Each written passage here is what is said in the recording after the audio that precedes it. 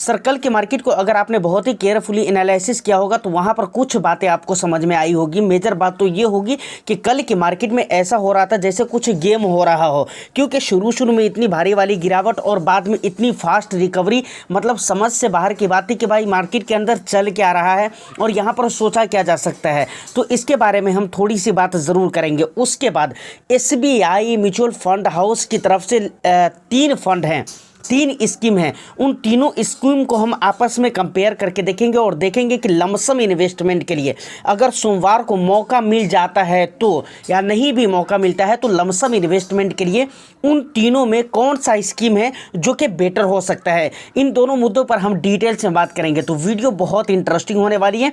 एक लाइक कर दीजिए, शेयर कर दीजिए। चैनल को अगर अभी तक आपने सब्सक्राइब नहीं किया है तो चैनल को भी ज़रूर सब्सक्राइब कर ले, क्योंकि इस तरह के इंटरेस्टिंग कंटेंट मैं आपके लिए लेकर आता रहता हूं। डायरेक्ट सर हम अगर अपने मुद्दे की बात करें तो कल के मार्केट को अगर आपने शुरू में देखा होगा, कल मैंने वीडियो शूट किया था 11:15 या 11 बजे, तो उस टाइम पे मैंने वीडियो में भी कहा था कि भाई इस टाइम पे मार्केट के अंदर ज़्यादातर गिरावटें हो रही है। निफ्टी, फिन निफ्टी, सेंसेक्स वगैरह वगैरह इन सारी जगहों पे गिरावटें हो रही थी। स्मॉल कैप वगैरह में भी गिरावट हुई थी, समझ रहे हैं ना। लेकिन शुरू में काफ़ी हद तक की गिरावट थी। ऐसा लग रहा था कि भाई रिकवरी इम्पॉसिबल है और आज रिकवरी नहीं हो पाएगी मार्केट में। लेकिन इन द लास्ट टाइम पे अगर आप देखें तो भाई वहाँ पर एक अजीब तरह की रिकवरी देखने को मिली थी। और ये यकीनन सोचने वाली बात है कि भाई इतनी हिसाब किताब की रिकवरी जिसको देखकर लोग बहुत ज़्यादा खुश भी हुए हैं। अब ऐसे में नुकसान किनको हुआ? नुकसान हुआ आम ट्रेडर को, समझ रहे हैं। जो ट्रेडर है ऑफ कोर्स कल की मार्केट ने उनको बहुत ज़्यादा कंफ्यूज किया है। और कल की मार्केट में वो लोग अच्छे ट्रेडर नहीं समझ पाए थे कि भाई मुझे स्टेप क्या लेना है। सारे ब्रेकआउट तोड़ते फाड़ते मतलब आगे की तरफ बढ़े। जब गिरना था तो बहुत ज़्यादा गिरा और जब उठना था तो ज़्यादा ही उठा, समझ रहे हैं। तो कल बहुत ज़्यादा मार्केट ने कंफ्यूज करके रखा था। तो ये अजीब एक माहौल था मार्केट के अंदर कल के डेट में। इस स्मॉल कैप और मिड कैप में अगर देखें तो रिकवरी नहीं हो पाई है। वहाँ पर कुछ नेगेटिव में ही बंद हुए इंडेक्स, लेकिन कोई दिक्कत नहीं। लार्ज कैप जहाँ पर बहुत ज़्यादा गिरावट थी वहाँ पर बहुत अच्छी खासी रिकवरी भी देखने को मिली है। तो ये बातें क्लियर हो जाती है। अब बात आती है कि सोमवार को मार्केट कैसा रहेगा। देखिए यहाँ पर कुछ भी कहना बहुत मुश्किल लगता है अभी कि सोमवार को मार्केट कैसा रहेगा। अभी जैसे देखिए अभी पिछले 2-3 रोज़ों से गिरावटें हो रही है ना। कल के डेट में भी हो रही थी लेकिन रिकवरी हो गई, वो अलग बात है। तो मार्केट में अभी बड़ा कंफ्यूजिंग वाला मामला है। तो ये कहना तो बहुत ही मुश्किल है, लेकिन फिर भी हम ये मानकर चलते हैं भाई हम अपने आप को तैयार रखेंगे। हमारा नुकसान क्या है? अगर हमारे पास पैसे है तो भाई हम तैयार रहेंगे मार्केट में लमसम इन्वेस्टमेंट करने के लिए, क्योंकि मार्केट के अंदर जो फिलहाल की गिरावट हो रही है ये समझिए एक तरह से मौके मिल रहे हैं। क्योंकि ओवरऑल अगर मार्केट को देखें तो आपको ऐसा लगेगा कि भाई हर इंडेक्स के अंदर कुछ न कुछ पहले जो गिरावट हो रखी थी उससे इम्प्रूवमेंट आई है, पॉजिटिविटी आई है हर इंडेक्स के अंदर, समझ रहे हैं ना। तो भाई हम ये मानकर चलते हैं अगर गिरावट हो गई या फिर मौका मिल गया तो भाई हम SBI का म्यूचुअल फंड का एक फ़ंड लेंगे जहां पर हम लमसम करेंगे। तो यहाँ पर SBI के 3 फंड है जिनको हम आपस में कंपेयर करके देखेंगे कुछ एंगल से, और फिर हम ये डिसीजन लेने की कोशिश करेंगे कि भाई हमारे लिए कौन सा फ़ंड ज़्यादा बेटर हो सकता है। चलिए देखते हैं ज़रा हम। तो फाइनली यहाँ पर आप देख सकते हैं हमने जिन फंडों को लिया है SBI का, वो है सबसे पहले नंबर पे आ जाता है SBI इंफ्रास्ट्रक्चर फंड, दूसरे नंबर पे SBI मैग्नम मिड कैप और तीसरे नंबर पे SBI कॉन्ट्रा फंड, समझ रहे हैं ना। तो ये सारे फंड्स हैं। सबसे पहले अगर हम फंड एज की बात करें तो यहाँ पर आप देख सकते हैं तीनों ही फंड के 11 साल 11 महीने कंप्लीट हो चुके हैं। इसके भी और इसके भी तीनों ही फंड के 11 साल 11 महीने कंप्लीट हो चुके हैं। AUM साइज़ को अगर देखा जाए तो सबसे पहले अगर SBI इंफ्रास्ट्रक्चर फंड को देखें तो 5006 करोड़ का AUM यहाँ पर देखने को मिल जाता है। SBI मैग्नम मिड कैप में यहाँ पर 21,455 करोड़ का AUM देखने को मिलता है। और वहीं पर अगर कॉन्ट्रा फंड की बात करें तो 41,907 करोड़ का AUM देखने को मिल जाता है। उसके बाद दूसरे नंबर पे अब यहाँ पर आ जाता है रिटर्न्स का मामला। तो देखिए रिटर्न्स को लेकर अगर आप देखेंगे तो यहाँ पर आप देख सकते हैं पिछले 1 ईयर में देखिए शॉर्ट ड्यूरेशन का जो रिटर्न्स है वो हमारे लिए माने नहीं लगता है। और ऐसे भी पिछले 3 मंथ्स का अगर रिटर्न्स देखेंगे तो यहाँ पर 4% का नेगेटिव रिटर्न्स है, जबकि SBI कॉन्ट्रा में 2% का ही है, यहाँ पर भी 2% का है और यहाँ पर थोड़ा ज़्यादा है इसके कंपैरिजन में, SBI मैग्नम मिड कैप के कंपैरिजन में। तो हमें इस रिटर्न्स को देखना नहीं है, लॉन्ग ड्यूरेशन का रिटर्न्स हमें देखना चाहिए। 1 ईयर का रिटर्न्स अगर देखेंगे तो इंफ्रास्ट्रक्चर फंड ने 30% का रिटर्न्स दिया है। पॉइंट को मैं छोड़ता हूँ, 0.99 है, तो 31 आप इसे मान सकते हैं, लेकिन चलिए कम से कम 30 तो आपको मानना ही पड़ेगा। उसके बाद पिछले 1 ईयर में मैग्नम मिड कैप ने 26% का रिटर्न्स दिया है और SBI कॉन्ट्रा ने 27% का रिटर्न्स दिया है। तो यहाँ पर SBI इंफ्रास्ट्रक्चर फंड आगे निकलता हुआ नजर आ रहा है।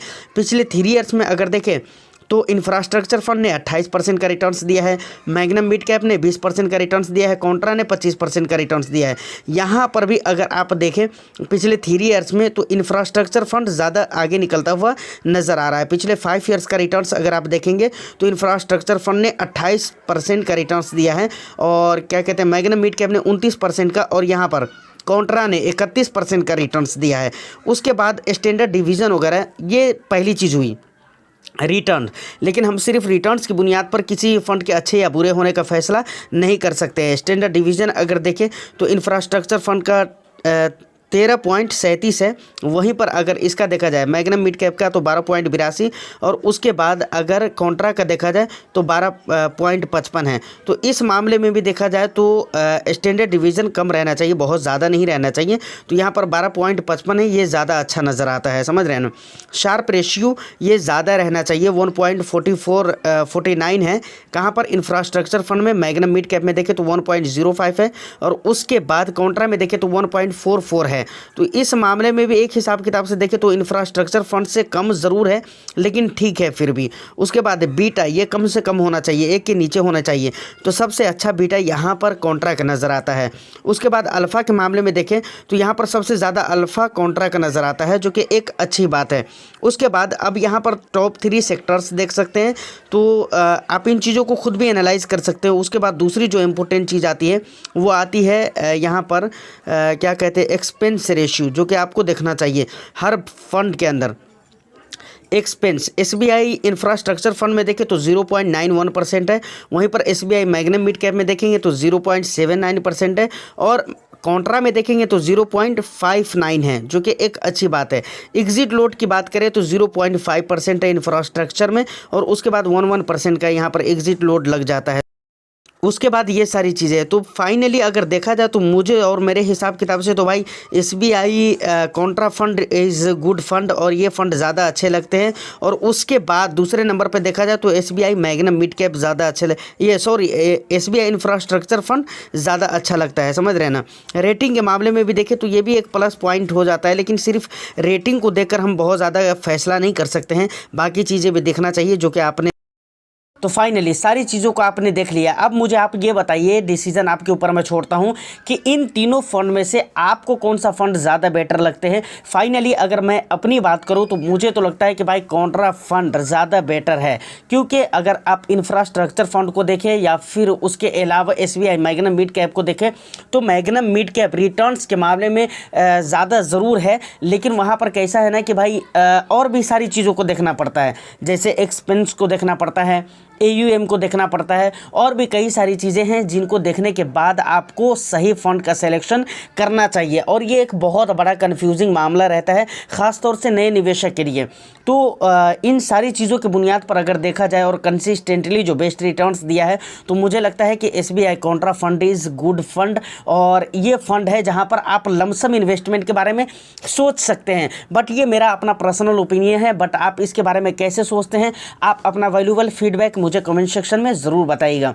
उम्मीद करता हूं कि वीडियो आपको अच्छी लगी हो तो एक लाइक कर दीजिए, शेयर कर दीजिए। चैनल को अगर अभी तक आपने सब्सक्राइब नहीं किया है तो चैनल को भी ज़रूर सब्सक्राइब कर लें। मैं फिर मिलता हूं किसी नेक्स्ट एंड इंटरेस्टिंग वीडियो में, जब तक के लिए all the best. Thank you for watching.